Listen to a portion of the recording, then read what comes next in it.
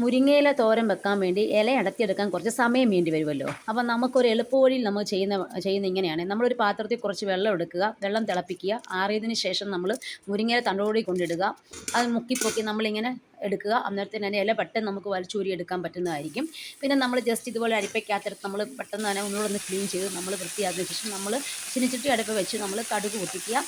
എണ്ണ ഒഴിച്ച് കടുക് പൊടിച്ച ശേഷം നമ്മൾ അത് ആവി കയറ്റാൻ വെക്കുക. അത് ആവി കയറി വന്നതിന് ശേഷം നമ്മൾ ആവശ്യമായ ഉള്ളി, വെളുത്തുള്ളി, ഇഞ്ചി, കറിവേപ്പില, പച്ചമുളക് ഇതെല്ലാം നമ്മൾ ആവശ്യത്തിന് ചേർക്കുക. അതിനുശേഷം നമ്മൾ കുറച്ച് മഞ്ഞൾപ്പൊടിയും കുരുമുളക് പൊടിയും കൂടെ ചേർക്കുക. പിന്നെ ആവശ്യത്തിന് തേങ്ങയും ചേർത്ത് നമ്മൾ നന്നായിട്ട് അത് ഇളക്കി അടച്ച് ആവി കയറ്റാൻ വെക്കുക.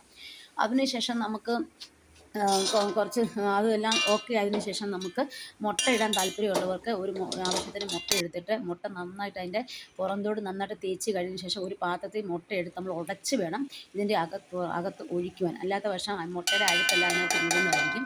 അപ്പം നമ്മളത് ശ്രദ്ധിച്ച് വേണം ചെയ്യുവാൻ. അതിനുശേഷം നമ്മൾ ഇത് ഒന്നുകൂടെ ആവി കയറ്റാൻ വെക്കും. ഒന്നുകൂടെ നമ്മൾ ജസ്റ്റ് ഒന്ന് ആവി കയറ്റാൻ വെക്കുക. നല്ല ടേസ്റ്റുള്ള മുരിങ്ങ ചോറ് റെഡി.